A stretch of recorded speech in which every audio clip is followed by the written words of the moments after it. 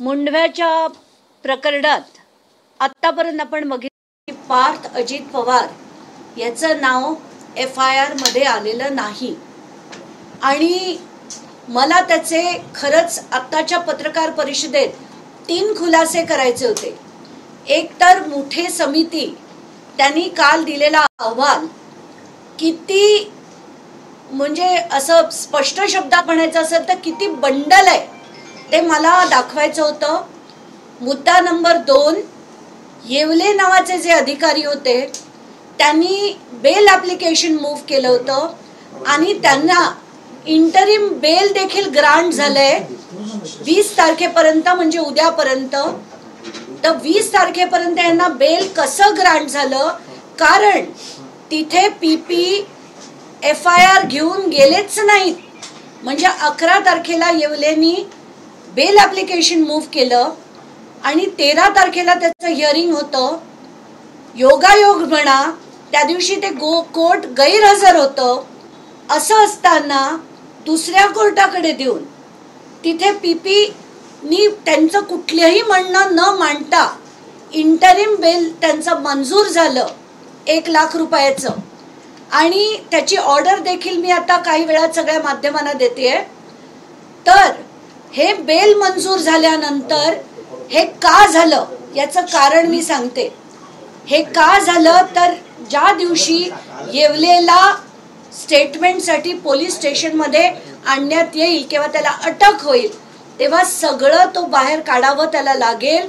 पार्थ पवारचं नाव येईल, अमेडिया एंटरप्राइजेसचं सरळ नाव येईलच आणि हे सगळं कसं घडलं हे बाहेर येऊ नये म्हणून येवलेला ही बेल ॲप्लिकेशन मंजूर झाली आहे। आणि माझा चॅलेंज आहे की उद्या सगळ्या पोलीस अधिकाऱ्यांना माझा चॅलेंज आहे की उद्या जाऊन ते कॉन्टेस्ट करा, रद्द करून घ्या आणि येवलेला अटक करा। आता सगळ्यात महत्त्वाचा मुद्दा, 16 तारखेला बोटॅनिकल गार्डन्स मध्ये म्हणजे एक पत्र आहे 16 तारखेचं बोटॅनिकल गार्डन्सचं। बोटॅनिकल गार्डन म्हणजे काय हे लोकांच्या माहितीसाठी सांगते की ती मिनिस्ट्री ऑफ एन्व्हायरमेंट सेंट्रल गव्हर्नमेंटच्या अंडर येते आणि त्यांनी असं पत्र कलेक्टरना लिहिलं की इथे काही माणसं आली आणि आम्हाला सांगतायत की जागा आमची आहे, तुम्ही याला खाली करा। हे जेव्हा सांगितलं गेलं तेव्हा ही माणसं पोलीस स्टेशनमध्ये देखील जातात। त्यांच्या वकिलांचा पोलीस स्टेशनमध्ये फोन येतो की तुम्ही आमची जागा आहे, आम्हाला आत जाऊ देत नाहीयेत, तर तुम्ही तुमची फौज पाठवा, पोलिसांची फौज पाठवा। असा फोन कॉल येतो।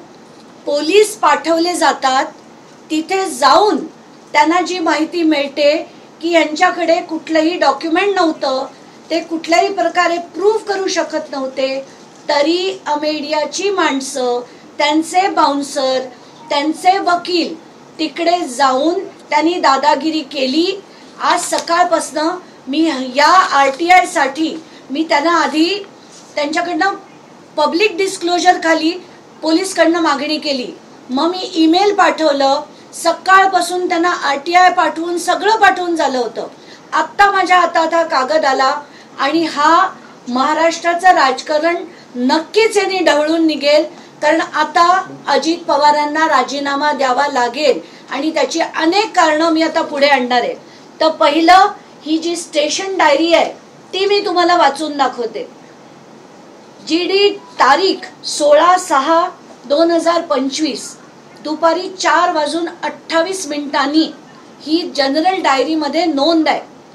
ती नोंद काय आहे की उपरोक्त विषयान्वये सविनय सादर की आज रोजी आम्ही मुंढवा पोलीस चौकी येथे कर्तव्यावर हजर असताना दुपारी 1 वाजताच्या सुमारास आम्हाला मुंढवा पोलीस स्टेशन पुणे शहर यांनी कळवले की ॲडव्होकेट तृप्ती ठाकूर यांनी फोनद्वारे आमच्या सिक्युरिटी लोकांना बोटॅनिकल गार्डन मध्ये आत येऊ देत नाही, तरी पोलीस मदत पाठवा अशी माहिती कळवल्याने पोलीस यांच्या आदेशाने आम्ही स्वतः पोलीस उपनिरीक्षक मुंडे असे पोलीस स्टाफ सह सदर ठिकाणी गेलो असता बोटॅनिकल गार्डनचे इंचार्ज बाळासाहेब पांडुरंग कदम वय वर्ष 57, वनस्पती सहाय्यक, भारतीय वनस्पती सर्वेक्षण विभाग,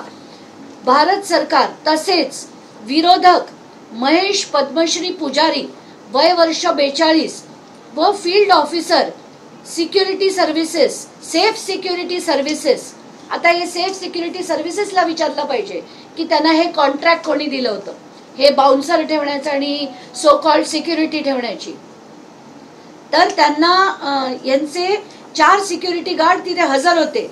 सेल्फ सिक्युरिटी सर्व्हिस कंपनीच्या लोकांना तिथे येण्याचे कारण विचारले असता त्यांनी सांगितलं की सदरचे मूळ मालक हे उमेश मोरे यांनी आम्हास सिक्युरिटी गार्ड म्हणून नेमले आहे असे म्हणून त्यांच्याकडचं पत्र दाखवले. परंतु सदरची जागा ही अद्यापपर्यंत बोटॅनिकल गार्डनच्या ताब्यात असल्याने गार्डनचे इंचार्ज बाळासाहेब कदम यांनी सांगितले, त्यामुळे सेफ सिक्युरिटी सर्व्हिसेस कंपनीच्या लोकांना आम्ही महसूल खात्याकडनं अथवा दिवाणी न्यायालयातून दाद मागून आपल्या तक्रारीचं निवारण करावे असे सांगितले.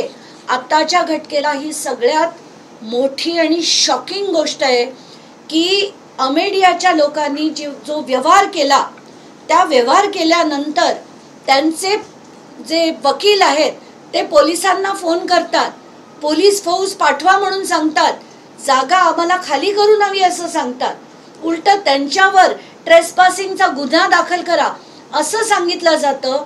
आणि मला आता सगळ्यात मोठी मागणी करायची आहे की हे सगळं होत असताना दुपारी 1 ते संध्याकाळी 4:30 पार्थ अजित पवार यांचा टावर लोकेशन काढण्याची मी मागणी करतेय. ती टावर लोकेशन मागण्याची मागणी मी का करतेय त्याचं मला रिझन माहितीये की पार्थ पवार ते त्या घटनेला कुठे होते हे त्याच्यातनं त्याचा मोठा उलगडा होईल. आणि पार्थ पवार यांच्या CDR वरनं तात्काळ त्यांचा CDR मागवावा. त्याच्यात ते जे कोड येतं त्याच्यावरनं 2.5 किलोमीटरच्या पेरिफेरीमध्ये पार्थ पवार कुठे होते याचा देखील शोध लागेल. ही माणसं कोण होती याचा देखील शोध लागेल. आणि आतापर्यंत जे पार्थ पवारचं नाव FIR मध्ये घातलं गेलं नाहीये ते होईल. दुसरं म्हणजे पोलिसांना नम्र विनंती की उद्या जाऊन स्ट्रॉंगली एक स्ट्रॉंग ॲडव्होकेट ठेवून त्यांनी हे जे इंटरिम बेल ॲप्लिकेशन आहे येवलेंचं ते रद्द करावं, त्यांना अटक करावी, त्यांचे स्टेटमेंट घ्यावे की हे करण्यास भाग कोणी पाडलं. ह्या सगळ्याचा उलगडा झाल्यावर आपोआप सगळ्या गोष्टी बाहेर येतील.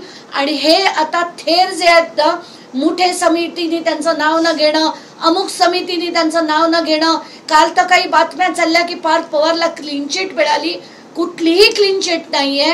आणि हे अगदी तडीस देण्यासाठी मी लढत राहणार आहे, एवढंच मला म्हणायचंय. जी पोलीस स्टेशन मधली नोंद तुम्ही दाखवताय हे तेच माणसं आहेत ज्यांनी बोटॅनिकल गार्डनच्या परिसरात जाऊन आधी दादागिरी केली होती असा बोटॅनिकल गार्डनचा देखील दावा आहे तिथल्या संचालकांचा. आणि त्यांनी पत्र देखील दिलं होतं सदर जिल्हाधिकाऱ्यांना. आणि त्यानंतर त्यांनी पोलीस स्टेशन मध्ये जाऊन नेमकी काय मागणी केली, ते पोलीस स्टेशन मध्ये का गेले होते? ते त्यांचं असं म्हणणं होतं, मला ज्या अतिशय मला नावं नाही कोणाचीच घ्यायची आणि घेताही येणार नाहीत, तर मला अशी माहिती मिळाली आहे की त्यांनी जाऊन पोलीस स्टेशन मध्ये देखील अशीच धमाल केली. आणि त्यांच्या वकिलांनी फोन करून सांगितलं की ही जागा आता आमची आहे, ती त्यांना खाली करायला सांगा आणि ती खाली करण्यासाठी तुमच्या पोलिसांची फौज पाठवा. सगळं होतं. अतिशय शॉकिंग आहे.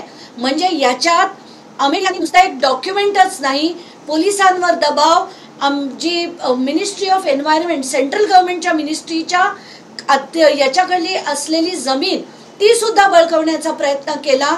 याच्यावरनं त्याची गंभीरता कळते की कुठलाही हा साधा व्यवहार नाहीये. याच्यात बळ वापरलं गेलं होतं, याच्यात पॉलिटिकल इन्फ्लुएन्स होता. आणि या सगळ्या गोष्टीमुळे आता तरी अजित पवार यांनी पुण्याच्या पालकमंत्री पदाचा आणि उपमुख्यमंत्री पदाचा तात्काळ राजीनामा हा दिला पाहिजे. पार्थ पवार पोलिसांवर दबाव टाकतायत का? तुम्ही म्हणता की टॉवर लोकेशन शोधलं पाहिजे. पार्थ पवार पोलीस स्टेशनच्या आसपास होते का की जेव्हा त्यांचे वकील पोलीस स्टेशनला गेलेले होते? आताच्या घटनेला मला काहीच म्हणायचं नाहीये. मला जी माहिती मिळाली आहे त्याच्या आधारे मी मागणी करतेय की पार्थ पवार यांचं तेव्हाचं टॉवर लोकेशन काढण्यात यावं. ते त्या पेरिफेरीमध्ये 2.5 किलोमीटरच्या पेरिफेरीमध्ये होते का हे त्याच्यावरनं कळेल. आणि तर या सगळ्या गोष्टीचा पॉलिटिकल दबाव किती आहे हे सगळं आपोआप उघडकीस येईल. बावनकुळे आता असं म्हणतायत की मुळातच मुठे समिती ही नेमलेलीच नाहीये चौकशीसाठी, त्यामुळे त्यांच्या अहवालाला तितकंसं फार महत्व नाही असं त्यांना अधोरेखित करायचं आहे.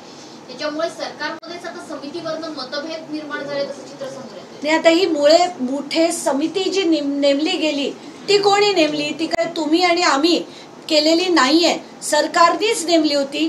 त्याच्यात झालेल्या ज्या अनियमितता होत्या त्या पुढे आणण्यासाठी नेमली होती. पण याच्यात महत्वाचं म्हणजे त्या समितीच्या अहवालात शीतल विरुद्ध लिहिलंय, त्या दिग्विजय पाटील विरुद्ध लिहिलंय, त्या येवलेन विरुद्ध लिहिलंय. कुठेही त्यांनी अमेडियाच्या इतर पार्टनर सुद्धा याच्यात लायबल आहे असं या मुठे समितीच्या अहवालात लिहिलं गेलं नाही. कारण आपल्याला आठवत असेल सिंचन घोटाळ्यात सुद्धा ना अजित पवारांचं नाव आलं होतं ना सुनील तटकरेंचं नाव आलं होतं. एक्झॅक्टली तोच पॅटर्न, मी तर याला देवेंद्र फडणवीस पॅटर्न म्हणेल की हाच पॅटर्न पुन्हा इथे आलाय. आताच्या घटनेला सुद्धा याच्यात न पार्थ अजित पवारचं नाव आणि अमेडिया एंटरप्राइजेस LLPचं नाव वगळण्यात आलेलं आहे. झी 24 तासने सर्वप्रथम ही बातमी पुढे आणलेली होती आणि हे प्रत्यक्षपणे कागदपत्र दाखवून दिलेलं होतं की मोठा जमीन घोटाळा झाला. मात्र आता ज्या पद्धतीने चंद्रशेखर बावनकुळे सांगतायत की मुठे समिती ही तपास करणारी समितीच मुख्य समिती नाहीये, कुठेतरी सरकारचा दिशाभूल करण्याचा हा प्रयत्न आहे का? सातत्याने दिशाभूल करण्याचा प्रयत्न आहे. आता मी आणि एक डॉक्युमेंट दाखवणार आहे. हे जे डॉक्युमेंट आहे ना हे ऍडज्युडिकेशन साठी अमेडिया LLP नी केलेलं डॉक्युमेंट आहे. आता ह्याच्यात ते आधी मागणी करतात की आम्ही अमुक व्यवहार करणार आहे, हा या जमिनीचा व्यवहार करणार आहे. त्याच्यात पहिलं नाव ऍडज्युडिकेशन साठी आलेलं हे अमेडिया कंपनीचं आहे, म्हणजे अमेडिया एंटरप्राइजेस LLPचं आहे. याच्यात वेंडी म्हणजे दोन गोष्टी असतात, एक वेंडर म्हणजे देणारा आणि वेंडी म्हणजे घेणारा. तर त्याच्यात देणारे आणि घेणारे याच्यात शीतल तेजवानी आहे आणि अमेडिया LLP आहे. तर अमेडिया एंटरप्राइजेस LLP वर गुन्हा दाखल न करता तो फक्त दिग्विजय पाटीलवर केला गेलाय. जो सांगण्यावर त्या माणसानी ते रजिस्ट्रेशन केलं असेल त्याच्यावर जर दाखल झाला असेल तर तो कदापि आम्हाला मान्य नाही. अमेडिया LLP वर तात्काळ गुन्हा हा दाखल केला गेला पाहिजे. आणि जर पोलिसांनी याच्यात दिरंगाई केली तर पोलिसांवर सुद्धा गुन्हा दाखल झाला पाहिजे. कारण पॉलिटिकल प्रेशर खाली येऊन जर त्यांनी गुन्हा दाखल केला नाही तर त्यांच्यावर देखील गुन्हा हा दाखल झाला पाहिजे. आणि तो करण्यासाठी मी कोर्ट मूव्ह करीन एवढं नक्की. आताच्या घटनेला जेवढी पानं मी बघितली, प्रत्येक जे सेल डॉक्युमेंट आहेत त्याची चलान्स आहेत, त्याची फी आहे, सगळी अमेडिया एंटरप्राइजेस LLP नी भरलेली आहे. आणि त्याचे 99% पार्टनर हे पार्थ अजित पवार आहेत. CCTV फुटेजची मागणी तुम्ही करणार आहात का? पहिली गोष्ट बोटॅनिकल गार्डन मध्ये जेव्हा एक गट गेला तेव्हा आणि पोलीस स्टेशन मध्ये सुद्धा गुन्हा दाखल करा या मागणीसाठी तो गट गेला तेव्हा ही नक्कीच मी मागणी लेखी स्वरूपात उद्या त्या खरगे समितीला मला त्यांनी 3:30 वाजता मंत्रालयात बोलवलंय. मला पूर्ण माझं डिपोज करायला, म्हणजे मला रिटन सबमिशन पण द्यायचंय आणि माझं म्हणणं पण त्यांना सांगायचंय. त्या दोन्ही गोष्टी मी उद्या करणारच आहे. याच्यात या सगळ्या मागण्या एवढंच नाही तर तुम्ही लकूनच त्याच्यात म्हणजे त्यांनी काय काय नाही केलं या गोष्टी सुद्धा मांडणार आहे आणि काय केलं पाहिजे. जर हे केलं गेलं नाही तर या समितीवर सुद्धा गुन्हे दाखल झाले पाहिजे अशी मागणी मी करणार. समितीतले जे मेंबर आहेत ते मुळात पुण्याचेच आहेत आणि अनेक जे सदस्य आहेत त्यांच्यापर्यंत हा प्रकार आधी पोहोचलेला होता त्यांच्या कानापर्यंत. मग बोटॅनिकल गार्डनच्या संचालकांनी सुद्धा त्यांना पत्र लिहून देखील पोहोचलेला होता. अशा प्रकारे समितीच ही बदलली जावी अशी देखील मागणी येते. आणि आता तर बावनकुळे स्वतः म्हणतात की ही समितीच नाहीये. त्यात जिल्हाधिकाऱ्यांचं देखील नाव असल्याचं मला या समितीवरच मुळात आक्षेप आहे. आक्षेप एवढ्यासाठी, जसं बीडमध्ये झालं होतं संतोष देशमुख प्रकरणात की सगळे बीडचे अधिकारी होते, आत्ताच्या घटकेला या समितीमध्ये 6 पैकी 5 अधिकारी पुण्याचे आहेत आणि ही केस ही पुण्याच्याच पालकमंत्र्याच्या मुलाची आहे. तर असं असताना पुण्याचे जिल्हाधिकारी त्याच्यावर योग्य ती चौकशी करतील का? हा मुद्दा नंबर 1. मुद्दा नंबर 2, त्यांना बोटॅनिकल गार्डननी 16 जून 2025ला थेट पत्राद्वारे कळवलं होतं. आता बोटॅनिकल गार्डन ही काही साधी सुधी संस्था नाही, ती एक मोठी सरकारची, सेंट्रल गव्हर्नमेंटची under ministry of environment and forest असलेली संस्था आहे. त्यांनी जर पत्र लिहिलं तर ते कलेक्टरनी गंभीरतेने घ्यायला हवं होतं. कलेक्टरनी तात्काळ फोन करून माहिती घेऊन पोलीस केस करून हे डॉक्युमेंट कॅन्सलेशनसाठी अर्ज करणं. कारण कलेक्टर इज कस्टोडियन, मी जे शब्द वापरते ते अतिशय महत्त्वाचे आहेत. Collector is custodian of public property आणि जेव्हा पब्लिक प्रॉपर्टी घेतली जाते, ढापली जाते, हे जेव्हा त्यांना कळतं तेव्हा तात्काळ त्यांनी ॲक्शन घेणं गरजेचं होतं. पण हेच पुण्याचे कलेक्टर 16 जून पासून ते थेट नोव्हेंबरपर्यंत काहीही कारवाई त्यांनी केली नाही. नुसता पत्रव्यवहार केल्याचं दाखवलं, पण त्यांनी ते सुद्धा 8 दिवसानंतर एक पत्र SDOना लिहिल्याचं. तर आत्ताच्या घटकेला मी काल त्यांना पत्र देऊन सगळे पेपर्स मागवलेत, इंटरनल नोटिस मागवलेत, पत्रव्यवहार झालेला सगळ्याच्या सगळा मागितलाय. त्याच्यावरनं मी पुन्हा काही खुलासे करणार आहे. तर आत्ताच्या घटकेला असे कलेक्टर त्याच्यात असणं मला मान्य नाही. आणि सेकंडली, अजित पवारांना पुण्याचं पालकमंत्रीपद आणि उपमुख्यमंत्री पदाचा राजीनामा देणं गरजेचं आहे. कारण त्यांचा मुलगा नुसतंच 1800 कोटीची जमीन 300 कोटीत नाही दाखवते, त्यांचा मुलगा फोर्ज डॉक्युमेंट म्हणजे ज्याच्यात बंद झालेला सातबारा ठेवतो, त्याच्यात प्रॉपर्टी कार्ड झालेलं असतं तो ठेवत नाही. आणि हे आता त्या सो कॉल्ड मुठे समितीत लिहिलेलं आहे की हे सगळे जे आहेत ते इलरेग्युलॅरिटीज नाही, हे इललिगॅलिटीज आहेत. तर याच्यात पार्थ अजित पवारने काय काय केलंय, त्याच्या अमेडिया कंपनीने 1800 कोटीची जमीन 300 कोटीचा व्यवहार केला. ॲडज्युडिकेशन झालेलं असताना सुद्धा त्यांनी परत ते न घेता 500 रुपयाच्या स्टॅम्प ड्युटीवर ते रजिस्टर केलं. त्यानंतर तिथे जाऊन धमकावून, आणि हा सगळ्यात कळीचा मुद्दा आहे की तिथे जाऊन त्यांनी त्यांच्या ॲडव्होकेटना पाठवलं, बाउन्सर्सना पाठवलं आणि त्यांना सांगितलं की तुम्ही जागा खाली करून घ्या. हे करण्यासाठी पोलिसांची मदत मागवली. पोलिसांनी नशिबाने ज्या कोणी अधिकारी होते त्यांनी तिथे पोलीस स्टेशन डायरीमध्ये आज ही नोंद घेतली, म्हणून आपल्याला या सगळ्या गोष्टी बाहेर काढता आल्या. तर आत्ताच्या घटकेला मला असं वाटतं की हे आता फार सिरियस झालंय. आता अजित पवारांना याच्यात राजीनामा देण्याशिवाय दुसरा कुठलाही मार्ग नाही. उपमुख्यमंत्री पदाचा आणि पालकमंत्री पदाचा तात्काळ राजीनामा द्यावा आणि ही जी सो कॉल्ड समिती आहे त्याच्यात तर पुण्याच्या सगळ्या अधिकाऱ्यांना काढून चांगले इतर रिटायर्ड IPS ऑफिसर्सना आणून, म्हणजे त्याच्यात आपले पूर्वीचे DIG होते, प्रवीण दीक्षित होते, अशा सगळ्यांना आणून याच्यात चौकशी झाली पाहिजे अशी माझी विनंती आहे. अजित पवारांनी फडणवीसांची परत एकदा भेट घेतली. एकीकडे ह्या सगळ्या कधी भेट घेतली आहे आणि आजच असं नाही, यापूर्वी सुद्धा त्यांच्या भेटी 4 झाल्यात असं मला माहिती होतं, ही आता 5वी असेल.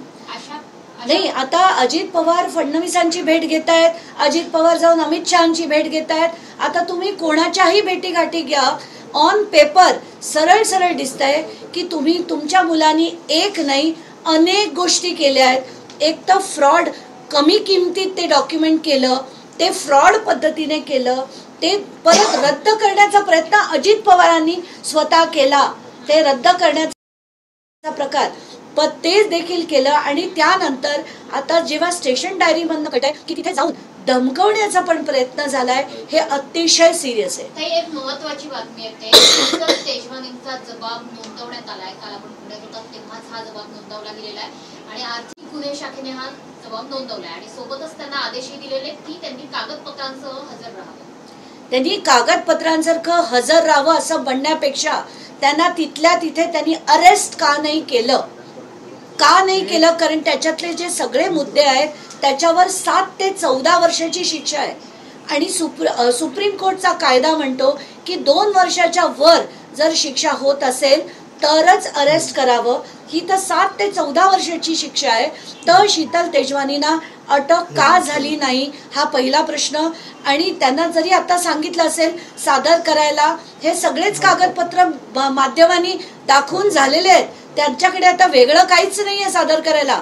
हा खोटेपणा कसा केला हे त्यांच्याकडनं आता वदवून घेणे गरजेचं आहे आणि हे वदवण्यासाठी त्यांना अटक करणं गरजेचं आहे. अजित पवार खोटं बोलतायत का? कारण जेव्हा ही बातमी माध्यमांवरती आली तेव्हा अजित पवारांनी स्पष्ट केलं की या प्रकरणातलं मला काही माहित नाही, पार्थ पवारने जे केलंय त्याच्यामध्ये मला काही माहिती नाही. तुम्ही जसं म्हणताय, मी जी आता मागणी केली आहे की पार्थ पवार त्या घटकेला कुठे होते, त्यांचं टावर लोकेशन काढण्यात यावं, याच्यात खूप काही दडलंय आणि हे जेव्हा बाहेर येईल तेव्हा सगळ्या गोष्टींचा खुलासा होईल.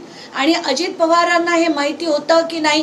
कारण तुम्हाला आठवत असेल पहिल्या वेळेस जेव्हा ते बोलले ते म्हणाले मला पुसटसं माहिती होतं, असं काहीतरी होतंय असं मला कल्पना होती, परत कानावर आलं होतं. आणि नंतर जेव्हा ते बोलले तेव्हा ते असं म्हणतात की नाही मला याच्यातलं काहीच माहित नव्हतं. पण हे कधी बोलले? फडणवीसांच्या भेटीनंतर. तर हे सगळं जे आहे ते अजित पवार दादांत खोटं बोलतायत, याच्यात काहीच शंका. बॉटॅनिकल गार्डन ही खूप मोठी संस्था आहे. जेव्हा ती संस्था एखाद्या कलेक्टरला पत्र लिहिते तर निश्चितपणे कलेक्टर हा एक खूप मोठा जबाबदार व्यक्ती असतो. पालकमंत्री या नात्याने निश्चितपणे अजित पवारांना त्यांनी देखील माहिती या सर्व प्रकारची दिली असावी का? आणि तरी देखील अजित पवारांनी या सर्व गोष्टी झाकल्या आहेत का असं वाटतं का तुम्हाला? अगदी 100%. कारण पालकमंत्र्यांना 40 एकर सरकारी जमीन पुण्यातली जर कोणी घेत असेल तर कलेक्टरचा जॉब आहे त्यांना ते सांगणं गरजेचंच आहे. तर त्यांनी ते सांगितलं असेल नसेल याचा आता खुलासा अजित पवारांनी करावा. सांगितलं पाहिजेच हे, याच्यात कोणीच म्हणजे ते पालकमंत्री म्हणून पुण्यात असंख्य वेळा गेले होते तर त्यांना ब्रीफिंग हे डेफिनेटली झालं असेल आणि माहिती नाही हे ते दादांत खोटं बोलत आहे. उद्या तुम्ही मंत्रालयात जाणार आहात, कुणाची भेट घेणार, नेमक्या काय काय मागण्या? मुख्यमंत्र्यांना मागणी करणार का राजीनाम्याची? नाही. मी शनिवारी पत्र लिहिलं होतं खरगे कमिटीला की मला त्यांच्या पुढे डिपोज करण्याची म्हणजे सगळ्या गोष्टी मांडण्याची परवानगी द्यावी. तर ते त्यांचं मला सोमवारी कळवण्यात आलं त्यांच्याकडनं की तुम्हाला गुरुवारी दुपारी 3:30ला मंत्रालयात बोलवलंय तुमचे सगळे कागदपत्र घेऊन. तर म्हणून माझे सगळे कागदपत्र, माझं रिटन सबमिशन आणि माझ्या मागण्या घेऊन मी उद्या दुपारी 3:30 वाजता मंत्रालयात जाणार. इनडायरेक्टली कलेक्टर देखील या सर्व प्रकरणामध्ये इन्व्हॉल्व आहेत का असं वाटतं का? मला 110% वाटतंय की कलेक्टर सुद्धा त्याच्यात इन्व्हॉल्ड आहेत. कारण 16 तारखेला जर त्यांना ही माहिती होती तर 16 जून 2025 पर्यंत, नोव्हेंबर 2025 पर्यंत कलेक्टरांनी काय केलं हे त्यांना सांगणं गरजेचं. तुम्ही मुख्यमंत्र्यांनाही भेटणार उद्या मंत्रालयात जाताय? नाही, आत्ताच्या घटकेला माझा तसा काही प्लॅन नाही. ते तिथे असतील तर नक्कीच त्यांची वेळ घेऊन मी त्यांना भेटेन. नवाब मलिकांवरती जे मनी लॉन्ड्रिंगचे आरोप झालेले त्याच्यावर मला काहीच माहित नाही, मी बोलणार नाही. धन्यवाद. इंग्लिश न्यूज ट्रॅक साठी घेऊ का?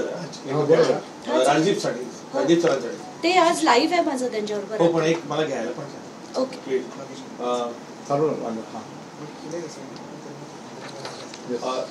The latest clean sheet that no documents bears Parth Pawar's name. Do you think it's really clean sheet? First question.